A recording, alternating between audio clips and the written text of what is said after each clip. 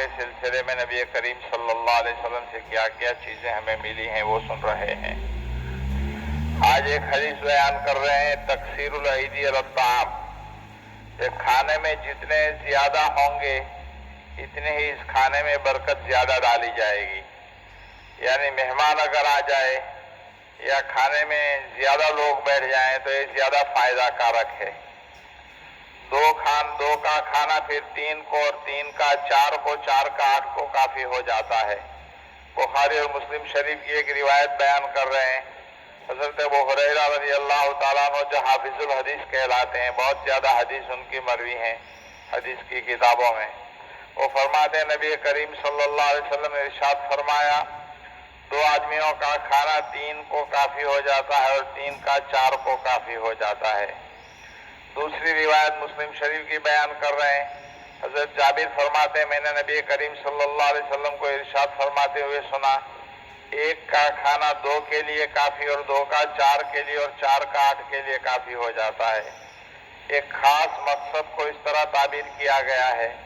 ہوتا یہ ہے کہ مثلا ہم نے اپنے حساب سے کھانا تیار کیا، کھانے کے لیے بیٹھے ہوئے ہیں کہ 2-4 مہمان آ گئے، تو ایسے موقع پر گھر والا، گھر کا مالک مکان یہ سوچنے لگتا ہے کہ مہمان آ گئے اب کیا ہوگا۔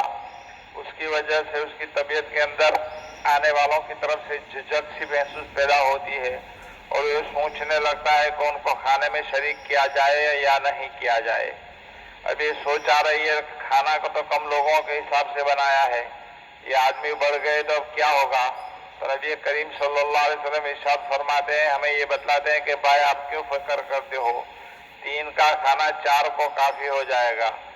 یعنی جتنا کھانا 2 آدمی کے لیے پکایا تھا اور دونوں آدمی پیٹ بھر کر ڈکار لے کر کھا سکتے ہیں، اسی کھانے میں 3 آدمی اپنی ضرورت پوری کر لیں گے۔ بھلے ہی وہ آدمی ڈکاریں نہیں لے سکیں گے لیکن تینوں کی بھوک تو اس سے مٹ جائے گی اور کھانے کا تقاضا باقی نہیں رہے گا، اور اصل تو یہی ہے۔ دوسری روایت میں اور زیادہ وسعت کر دی گئی کہ کافی ہونے کا مطلب وہی ہے کہ جس کھانے کو ایک آدمی پیٹ بھر کر اور شکم سیر ہو کر کھاتا ہے، اگر 2 آدمی کھائیں گے تو دونوں کی ضرورت اس سے پوری ہو جائے گی۔ اس طرح 2 کا 4 کے لیے اور 4 کا 8 کے لیے کافی ہو جائے گا۔ مہمان کے لیے بھی ہم نے اپنے ذہنوں میں ایک معیار بنایا ہے کہ کوئی رشتہ دار ہو یا کوئی ملنے والا ہو، کوئی دوست ہو یا ہماری سطح کا ہو، ہماری اسٹیٹس کا آدمی ہو، تو ہم اس کو مہمان سمجھتے ہیں۔ اور اگر کوئی اجنبی ہے جس کے ساتھ کوئی جان پہچان نہیں ہے، رشتہ داری اور دوستی نہیں ہے، یا وہ ہماری سطح کا نہیں ہے، ذرا غریب آدمی ہے، تو اس کو ہم مہمان نہیں سمجھتے۔ حالانکہ شریعت کی نگاہوں میں مہمان عام ہے۔ جو آدمی بھی آپ کے گھر آ جائے، چاہے وہ غریب ہو، آپ کا مہمان ہے اور قابل اکرام ہے، اس کی عزت کرنا ضروری ہے۔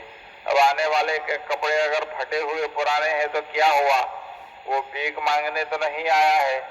ہمارا مزاج ایسا بن گیا ہے کہ اگر ایسی حیثیت کا کوئی آدمی آ گیا تو اس کو بھکاری ہی سمجھتے ہیں۔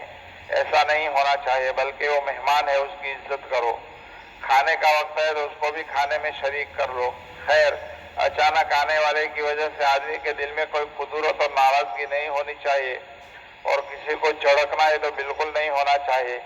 اللہ والے ہمارے اکابرین اور بزرگان دین کے یہاں ہم دیکھتے ہیں کہ عین کھانے کے وقت میں ان کے دسترخوان کے اوپر جب کھانے کی تیاری ہو رہی ہے، کوئی بندہ آ جاتا ہے، ذرہ برابر ان کے چہرے کے اوپر ناگواری نہیں ہوتی، بلکہ دل کھول کر ان کو اپنے کھانوں میں شریک کر لیتے ہیں۔ سہارنپور کے اندر حضرت شیخ رحمۃ اللہ علیہ کے یہاں، دیوبند میں مفتی محمود الحسن گنگوئی رحمۃ اللہ علیہ کے یہاں بکثرت یہ چیزیں دیکھی کہ عین کھانے کے موقع کے اوپر کچھ مہمان آ گئے اور اللہ پاک انتظام کروا دے رہے ہیں۔ کتابوں میں ایک عجیب قصہ لکھا ہے جو کسی زمانے میں پیش آیا تھا، موجود ہے کہ حضرت تھانوی رحمۃ اللہ علیہ کے مواعظ میں بھی ایک آدمی ایک مرتبہ اپنی بیوی کے ساتھ کھانا کھا رہا تھا، مرغی پکی ہوئی تھی، کوئی اجنبی آدمی آ گیا اور اس نے کہا میں بھوکا ہوں، مجھے کچھ کھانا کھلاؤ۔ اجنبی آ گیا تو بجائے اس کے کہ اس کا اکرام کیا جاتا، اس کو کھانے میں بھی شریک کر لیا جاتا۔ وہ آدمی غصے ہو گیا اور جھڑک کر کہا کہ وہاں سے بھگا دیا۔ اب جس نے یہ کیا تھا وہ صاحب حیثیت اور مالدار آدمی تھا۔ اتفاق کی بات کہ اس کے برے دن آ گئے، جس گھر والے نے یہ کیا تھا اس کے اب برے دن آ گئے۔ مال بھی ہاتھ سے نکل گیا اور اب اتنی بھی حیثیت باقی نہیں رہی کہ بیوی کا نفقہ ادا کر سکے اور اس کی ضرورتیں پوری ہو جائے. مجبور ہو کر اس نے بیوی کو طلاق دینی پڑی. اس کے بعد اس عورت نے ایک دوسرے آدمی سے نکاح کر لیا جو مالدار اور صاحب حیثیت تھا. ایک مرتبہ ایسا ہوا کہ وہ عورت اپنے اس دوسرے شوہر کے ساتھ بیٹھ کر کھانا کھا رہی تھی. مرغی پکائی ہوئی تھی. باہر کوئی مانگنے والا آیا تو اس نے بیوی سے یوں کہا کہ یہ پورا تھال اٹھا کر اس مانگنے والے کو دے دو. یہ عورت مانگنے والے کو دینے کے لیے باہر گئی اور دے کر جب واپس آئی تو رو رہی تھی. شوہر نے پوچھا کیوں رو رہی ہو؟ تو اس نے بتلایا کہ یہ مانگنے والا میرا پہلا شوہر تھا اور جس زمانے میں میں اس کے نکاح میں تھی تو ایک مرتبہ ایسا پیش آیا کہ ہم دونوں میاں بیوی کھانا کھا رہے تھے. اسی دوران ایک آدمی آیا اور اس نے اپنی ضرورت ظاہر کی میں بھوکا ہوں، لیکن اس نے اس سائل کو دمکا کر چڑک کر وہاں سے نکال دیا تھا. پھر اس کے حالات برے ہو گئے تو مجھے طلاق دینے پر مجبور ہو گیا. پھر میرا تمہارے ساتھ نکاح ہو گیا اور جو اس حالت میں آ گیا اس کو دیکھ کر میرا دل بھر آیا. تو اس وقت اس شوہر نے کہا وہ آدمی جس کو جھڑک کر اس نے بھگا دیا تھا وہ کوئی اور نہیں بلکہ میں ہی تھا.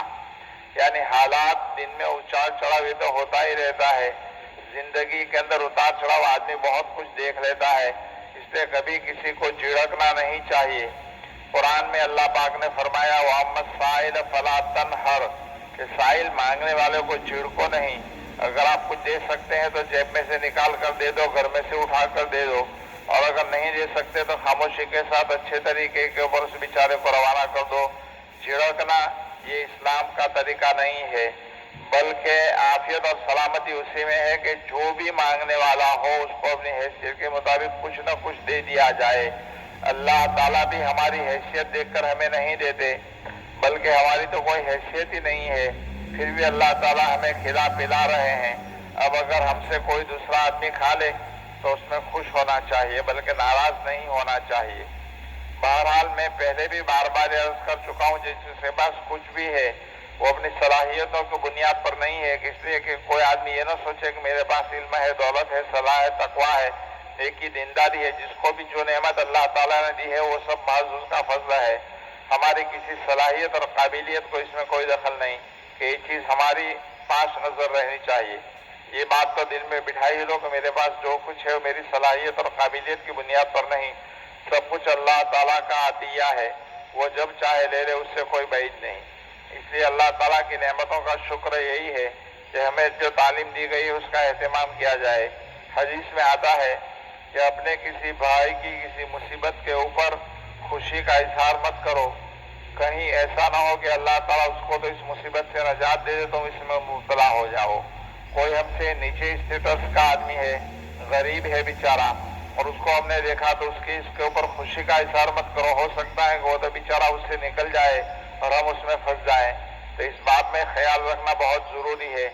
اللہ پاک ہمیں نبی کریم صلی اللہ علیہ وسلم یہ بتائے ہوئے کھانے کے آداب جو ہمارے سامنے آ رہے ہیں اس پر عمل کرنے کی بے انتہا توفیق نصیب فرمائے. آمین. درود شریف. سبحان اللہ و بحمدہ سبحانک اللہ.